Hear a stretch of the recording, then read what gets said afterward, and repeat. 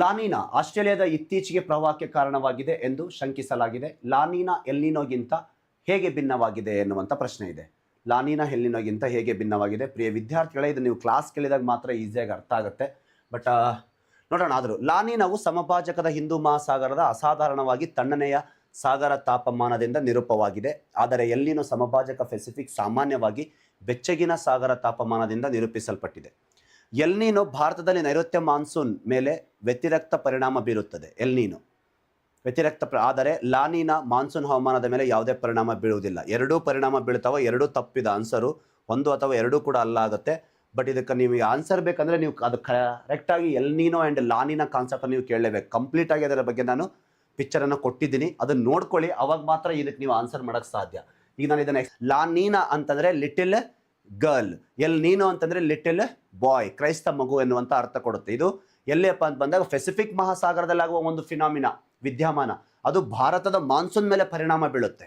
ಅಲ್ಲಿ ಪೆಸಿಫಿಕ್ ಸಾಗರದಲ್ಲಿ ಈ ಪೆರು ರಾಷ್ಟ್ರದ ಮೀನುಗಾರರು ಬಳಕೆ ಮಾಡಿರ್ತಕ್ಕಂಥ ಒಂದು ಪದ ಇದು. ಲಾನಿನಾ ಎಲ್ಲಿನೋ ಅರ್ಥ ಆಗ್ಬೇಕಂದ್ರೆ ನಿಮಗೆ ಯಾವ ಟಾಪಿಕ್ಸ್ ಗೊತ್ತಿರಬೇಕು ಹೇಳ? ಕೊರಲಿಸಿಸ್ ಫೋರ್ಸ್ ಗೊತ್ತಿರಬೇಕು, ಇಂಡಿಯನ್ ಮಾನ್ಸೂನ್ ಗೊತ್ತಿರಬೇಕು, ನಿರಂತರ ಮಾರುತಗಳು ಗೊತ್ತಿರಬೇಕು, ಪ್ರೆಷರ್ ಬೆಲ್ಟ್ಸ್ ಗೊತ್ತಿರಬೇಕು, ಸಮುದ್ರ ಸಾಗರ ಪ್ರವಾಹಗಳು ಗೊತ್ತಿರಬೇಕು. ಯಾಕಂದರೆ ಇದರಲ್ಲಿ ಪ್ರಮುಖವಾಗಿ ಹಂಬೋಲ್ಟ್ ಎನ್ನುವ ಶೀತ ಪ್ರವಾಹನೂ ಕಾರಣವಾಗುತ್ತೆ. ಹೌದಾ? ಹಾಗಾಗಿ ನಿಮಗೆ ಏನಪ್ಪ ಇದ್ರ ಬಗ್ಗೆ ಕ್ಲಿಯರ್ ಆಗ್ಬೇಕಂತಂದರೆ ಇಲ್ಲಿ ಕೊಟ್ಟಿದ್ದಾರೆ ಸರ್ ಅವರು ಎಲ್ನಿನೋ ಲಾನಿನಾ ನೋಡಿ. ಬಟ್ ಆದರೂ ಎಕ್ಸ್ಪ್ಲೇನ್ ಮಾಡ್ತೀನಿ, ಅರ್ಥ ಮಾಡ್ಕೊಳ್ಳಿ. ಡಯಾಗ್ರಾಮ್ ಅಂತೂ ಕೊಟ್ಟಿದ್ದಾರೆ. ಹಾಂ, ಓಕೆ, ಇಲ್ಲಿ ಕೇಳಿ. ಎಲ್ನಿನೋ ಆ್ಯಂಡ್ ಲಾನಿನಾ ನೋಡಿ. ಇದು ಏನಪ್ಪ ಅಂತಂದರೆ ನಾರ್ಮಲ್ ಕಂಡೀಷನ್. ಇದು ಲಾನಿನಾ, ಇದು ಎಲ್ನಿನೋ. ಇಲ್ಲಿ ರಿವರ್ಸ್ ಆಸೋಲೇಷನ್ ಆಗಿದೆ ನೋಡಿ. ಸಮುದ್ರ ಸಾಗರ ಪ್ರವಾಹಗಳು ಅಂತ ಬಂದಾಗ ನಾನು ನಿಮಗೆ ಹೇಳಿದ್ದೆ, ಸಮುದ್ರ ಸಾಗರ ಪ್ರವಾಹಗಳು ಹಿಂಗೆ ಪೂರ್ವದಿಂದ ಪಶ್ಚಿಮಕ್ಕೆ ಬರ್ತವೆ. ಉತ್ತರ ವಿಷವಸ್ ಪ್ರವಾಹ, ದಕ್ಷಿಣ ವಿಷವಸ್ ಪ್ರವಾಹ ಅಂತ ಬರ್ತವೆ. ಹೀಗೆ ಉತ್ತರ ವಿಷವಸ್ ಪ್ರವಾಹ, ದಕ್ಷಿಣ ವಿಷವಸ್ ಪ್ರವಾಹ. ಸ್ವಲ್ಪ ಗೊತ್ತಿದ್ದವರಿಗೆ ಇದು ಈಸಿಯಾಗಿ ಅರ್ಥ ಆಗುತ್ತೆ. ಅದು ಇರಲಿ. ಹಾಂ, ಇರಲಿ. ಹಾಂ, ಇಲ್ಲಿ ನೋಡಿ, ಟ್ರೇಡ್ ವಿಂಡ್ಸ್ ಯಾವಾಗಲೂ ಈಶಾನ್ಯದಿಂದ ನೈಋತ್ಯ ದಿಕ್ಕು, ಈಶಾನ್ಯದಿಂದ ನೈಋತ್ಯ ದಿಕ್ಕು, ಈಶಾನ್ಯದಿಂದ ನೈಋತ್ಯ ದಿಕ್ಕು ಟ್ರೇಡ್ ವಿಂಡ್ಸ್.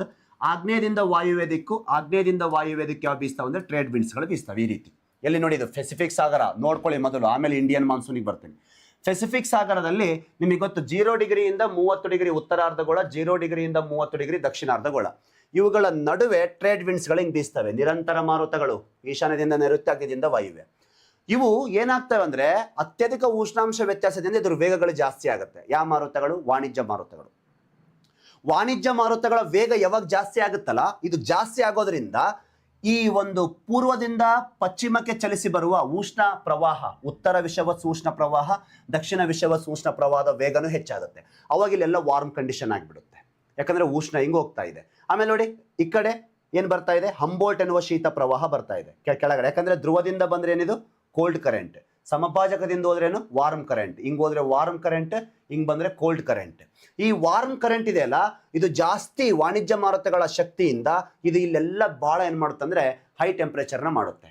ಏನು? ನೀರಿನ ಮೇಲೆ. ಅವಾಗ ಇಲ್ಲಿ ಒಳ್ಳೆ ಮೋಡಗಳ ರಚನೆಗೂ ಅವಕಾಶ ಆಗುತ್ತೆ. ಈ ಕ್ರಿಯೆ ಈ ಕಡೆ ಹಿಂದೂ ಮಹಾಸಾಗರ ಬರುತ್ತೆ ನೋಡಿ. ಈಗ ಈ ಕಡೆ ಆಸ್ಟ್ರೇಲಿಯಾ ದಾಟಿ ಕಡೆ ಎಲ್ಲ ಹಿಂದೂ ಮಹಾಸಾಗರ. ಈ ಒಂದು ಟೆಂಪ್ರೇಚರ್ ಈ ಕಡೆ ಅಪ್ಲೈ ಆಗುತ್ತಲ್ಲ, ಈ ಟೆಂಪ್ರೇಚರ್ ಹಿಂದೂ ಮಹಾಸಾಗರದಲ್ಲಿ ಅಪ್ಲೈ ಆದರೆ ಅಲ್ಲಿರ್ತಕ್ಕಂಥ ಪ್ರದೇಶದಲ್ಲಿನೂ ಮೋಡಗಳ ರಚನೆಗೆ ತುಂಬ ಅವಕಾಶ ಚೆನ್ನಾಗಿರುತ್ತೆ. ಹಿಂದೂ ಮಹಾಸಾಗರಕ್ಕೆ ಬಂತು ಈಗ ಅದು.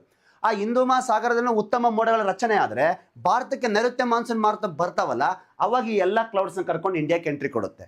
ಇಂಡಿಯಾಕ್ಕೆ ಎಂಟ್ರಿ ಕೊಡೋದ್ರಿಂದ ಭಾರತದಲ್ಲಿ ಏನಾಗುತ್ತೆ ಅಂದರೆ ಜಾಸ್ತಿ ಫ್ಲಡ್ ಆಗುತ್ತೆ, ವಿಪರೀತ ಮಳೆ ಆಗಿಬಿಡುತ್ತೆ. ವಿಪರೀತ ಮಳೆ ಆಗಿಬಿಡುತ್ತೆ. ಯಾವುದರಿಂದ? ಲಾನಿನಾ ಲಿಟಲ್ ಗರ್ಲ್ ಅಂತ ಕರೀತಾರೆ ಇದಕ್ಕೆ, ಲಿಟಲ್ ಗರ್ಲ್. ಹೌದಾ? ಲಾನಿನಾ. ಸಮ್ ಟೈಮ್ ಏನಾಗುತ್ತೆ ಗೊತ್ತಾ? ಸಮ್ ಟೈಮ್ ಏನಾಗುತ್ತಂದ್ರೆ ಇವು ಟ್ರೇಡ್ ವಿಂಡ್ಸ್ ಬರ್ತಾ ಇದಾವಲ್ಲ, ಈಶಾನ್ಯದಿಂದ ನೈಋತ್ಯ ದಿಕ್ಕು, ಆಗ್ನೇಯದಿಂದ ವಾಯುವ್ಯ ದಿಕ್ಕು, ಇವು ವೀಕ್ ಆಗಿಬಿಡ್ತಾವ. ವೀಕ್ ಅಥವಾ 7 ವರ್ಷಗಳಿಗೊಮ್ಮೆ ಸಮ್ ಟೈಮ್ ಆಗುತ್ತೆ ಇದು. ಈ ಒಂದು ವಿದ್ಯಮಾನ ನಡೆಯುತ್ತೆ ಎಲ್ಲಿ? ಪೆಸಿಫಿಕ್ ಸಾಗರದಾಗ. ಯಾವಾಗ ಇವು ತಮ್ಮ ಶಕ್ತಿ ಕಳ್ಕೊಂಡ್ಬಿಡ್ತಾವ, ಕುಂಠಿತ ಆಗ್ತಾವ, ಪೂರ್ವದಿಂದ ಪಶ್ಚಿಮಕ್ಕೆ ಚಲಿಸಿ ಬರಬೇಕಿದ್ದ ಈ ಒಂದು ಉಷ್ಣ ಪ್ರವಾಹ ರಿವರ್ಸ್ ಆಸೋಲೇಷನ್ ಆಗಿಬಿಡುತ್ತೆ. ಉಲ್ಟಾ ಹೊಡೆದು ಬಿಡುತ್ತೆ. ಹಿಂಗೆ ಉಲ್ಟಾ ಹೋಗ್ಬಿಡ್ತಾವೆ ನೋಡಗ. ಇಲ್ಲಿ ನೋಡಿ, ಉಲ್ಟಾ ಹೋಗ್ತಾ ಇದೆ. ಉಲ್ಟಾ ಹೋಯ್ತು ಅಂತಂದ್ರೆ ಹಿಂಗೆ ಬರಬೇಕಿದ್ದ ಕೋಲ್ಡ್ ಕರೆಂಟ್ ರಿವರ್ಸ್ ಹೊಡೆದು ಬಿಡುತ್ತೆ. ರಿವರ್ಸ್ ಹೊಡೆದು ಎಲ್ಲಿ ಬರುತ್ತೆ ಅಂದರೆ ಆಸ್ಟ್ರೇಲಿಯಾದ ಕರಾವಳಿಗೆ ಬಂದುಬಿಡುತ್ತೆ. ಆಸ್ಟ್ರೇಲಿಯಾದ ಕರಾವಳಿ ತೀರಕ್ಕೆ ಹೋಗಿಬಿಡುತ್ತೆ. ಇದು ಈ ಕಡೆ ಹೋಗಿಬಿಡುತ್ತೆ. ಹೌದಾ? ಈ ಕೋಲ್ಡ್ ಈ ಕಡೆ ರಿವರ್ಸ್ ಆಗುತ್ತೆ. ಅವಾಗ ಇಲ್ಲಿ ನೋಡಿ, ಇಲ್ಲಿರ್ತಕ್ಕಂಥ ವಾರ್ಮ್ ಅಷ್ಟು, ಇಲ್ಲಿ ವಾರ್ಮ್ ಇಲ್ಲ. ವಾರ್ಮ್ ಇಲ್ಲ ಅಂತಂದರೆ ಕ್ಲೌಡ್ ಇಲ್ಲ. ಕ್ಲೌಡ್ ಇಲ್ಲ ಅಂದರೆ ಹಿಂದೂ ಮಹಾಸಾಗರದಲ್ಲಿನೂ ಇಲ್ಲ. ಹಿಂದೂ ಮಹಾಸಾಗರದ ಕ್ಲೌಡ್ ಇಲ್ಲ ಅಂದರೆ ಮಾನ್ಸೂನ್ ಬರಬೇಕಾದ್ರೆ ಬರಿಗೈಲೇ ಬಂದುಬಿಡ್ತವೆ. ಬರಿಗೈಲಿ ಬಂದು ಅಂತಂದರೆ ಮಾನ್ಸೂನ್ ಮಳೆ ಆಗಲ್ಲ, ಬರಗಾಲ. ರಿವರ್ಸ್ ಹೊಡೆದು ಬಿಡುತ್ತೆ. ಈ ವಾರ್ಮ್ ಈ ಕಡೆ ಅಪ್ಲೈ ಆಗಿಬಿಡುತ್ತೆ. ಹೌದಾ? ವಾರ್ಮ್ ಯಾವಾಗ ಅಪ್ಲೈ ಆಯಿತು, ಈ ಕಡೆ ವಾರ್ಮ್ ಏನಾಯ್ತು, ಕಂಡೀಷನ್ ಕಡಿಮೆ ಆಯಿತು. ವಾರ್ಮ್ ಕಂಡೀಷನ್ ಕಡಿಮೆ ಆಯಿತು ಅಂದರೆ ಅದು ಹಿಂದೂ ಮಹಾಸಾಗರದ ಮೇಲೆ ಪ್ರಭಾವ. ಹಿಂದೂ ಮಹಾಸಾಗರದ ಮೇಲೆ ಅದು ಪ್ರಭಾವ ಬಿತ್ತು ಅಂದರೆ ನಮಗೆ ಮೋಡಗಳಿಲ್ಲ. ಮೋಡಗಳಂದರೆ ಜೂನ್ ಟೈಮ್ನಾಗ ಮಾನ್ಸೂನ್ ಇಂಡಿಯಾಕ್ಕೆ ಬರ್ತವೆ, ಅವಾಗ ಡ್ರಾಟ್ ಆಗುತ್ತೆ, ಬರಗಾಲ ಆಗುತ್ತೆ. ಇದು ಹೆಚ್ಚಾದರೆ ಪ್ರವಾಹ, ಕಡಿಮೆ ಆದರೆ ಬರಗಾಲ. ಇದು every year normal condition. Every year normal condition. ಇದು ನಾರ್ಮಲ್ ಕಂಡೀಷನ್ ಅಂದರೆ ಎವ್ರಿ ಇಯರ್. ನೋಡಗ ಇದು ಸ್ವಲ್ಪ ವಾರ್ಮ್ ತೋರಿಸ್ತಾ ಇದೆ, ಇದು ಅಧಿಕ ವಾರ್ಮ್ ತೋರಿಸ್ತಾ ಇದೆ, ಇದು ಸಂಪೂರ್ಣ ಕಡಿಮೆ ವಾರ್ಮ್ ತೋರಿಸ್ತಾ ಇದೆ. ಯಾಕಂದರೆ ವಾರ್ಮ್ ಎಲ್ಲ ವೆಸ್ಟಿಗೆ ಶಿಫ್ಟ್ ಆಗಿದೆ, ಸಾರಿ ಈಸ್ಟಿಗೆ ಶಿಫ್ಟ್ ಆಗಿದೆ. ಇಲ್ಲಿ ವಾರ್ಮ್ ಎಲ್ಲ ಈಸ್ಟಿಗೆ ಶಿಫ್ಟ್ ಆಗಿದೆ, ಜಾಸ್ತಿ. ವಾಣಿಜ್ಯ ಮಾರ್ಗಗಳ ಪ್ರಭಾವ ಜಾಸ್ತಿ ಇದ್ದರೆ ವಾರ್ಮ್ ಜಾಸ್ತಿ, ವಾಣಿಜ್ಯ ಮಾರ್ಗಗಳ ಪ್ರಭಾವ ಕಡಿಮೆ ಇದ್ದರೆ ವಾರ್ಮ್ ಕಡಿಮೆ. ಯಾಕಂದರೆ ಈ ಕಡೆ ಶಿಫ್ಟ್ ಆಗಿಬಿಡ್ತು. ನಾರ್ಮಲ್ ಕಂಡೀಷನ್ ಅಂದರೆ every year trade winds correct ಇರ್ತವೆ ಮೋಷನ್. ಅವಾಗ ಏನಾಗುತ್ತೆ, ಇಲ್ಲಿ ಕರೆಕ್ಟ್ ವಾರ್ಮ್ ಇರುತ್ತೆ, ಕರೆಕ್ಟ್ ರೈನ್ಫಾಲ್ ಆಗ್ತಿರುತ್ತೆ. ಹಿಂಗಾದರೆ ಬರಗಾಲ ಇಂಡಿಯಾದಲ್ಲಿ, ಹಿಂಗಾದರೆ ಪ್ರವಾಹ ಇಂಡಿಯಾದಲ್ಲಿ. ಇದರಂಗ ಹಿಂಗಾಯ್ತು ಅಂದರೆ ಮಾರುತಗಳು ಒಮ್ಮೆ ಮೋಡಗಳಿಂದ ಬರ್ತಾವೆ, ಒಮ್ಮೊಮ್ಮೆ ಬರಿಗೈಲಿ ಬರ್ತಾವೆ. ಅದಕ್ಕೆ ಭಾರತದಲ್ಲಿ ಮಾನ್ಸೂನ್ ಮಾರುತಗಳು ರೈತನ ಜೊತೆ ಆಡುವ ಜೂಜಾಟ ಅಂತ ಕರೆಸ್ಕೊಳ್ಳುತ್ತೆ. ಹೌದಾ? ಎಸ್. ಕಂಡೀಷನ್ ಇಲ್ಲ, ಕ್ಲೌಡ್ಸ್ ಫಾರ್ಮೇಷನ್ ಆಗಲ್ಲ. ಅದು ಇಂಡಿಯಾ ಮೇಲೆ ಏನಾಗುತ್ತೆ, ಅಪ್ಲೈ ಆಗಿಬಿಡುತ್ತೆ. ಈಗ ಇಲ್ಲಿ ಬರ್ತಲ್ಲ ಇಂಡಿಯಾ, ಇದು ಇಲ್ಲೇನು ಹಿಂದೂ ಮಹಾಸಾಗರ, ಇದು ಕಂಡೀಷನ್ ಈ ಕಡೆ, ಇಲ್ಲಿ ಮಳೆ ಆಗಲ್ಲ. ಅದೇ ಎಕ್ಕಡೆ ಆಗುತ್ತೆ ಮಳೆ, ಸೌತ್ ಅಮೆರಿಕಾ ಜಾಸ್ತಿ, ಅವರಿಗೂ ವೇಸ್ಟ್, ಅವರಿಗೂ ಲಾಸ್. ಇಲ್ಲಿ ಯಾಕೆ ಮೀನುಗಾರಿಕೆ ಫೇಲ್ ಆಗುತ್ತೆ, ಯಾಕೆ ಕೋಲ್ಡ್ ಕರೆಂಟ್ ಬರೋದ್ರಿಂದ ಫಿಶಿಂಗ್ ಚೆನ್ನಾಗಿರುತ್ತೆ. ಹಂಬೋಲ್ಟ್ ಇದು ಕರೆಂಟ್, ಅವಾಗ ಅವ್ರ ಫಿಶಿಂಗ್ ಹಾಳಾಗುತ್ತೆ. ಹೌದಲ್ವಾ? ಇಲ್ಲಿ ಫಿಶಿಂಗ್ ಕಲಾಸ್ ಆಗಿಬಿಡುತ್ತೆ.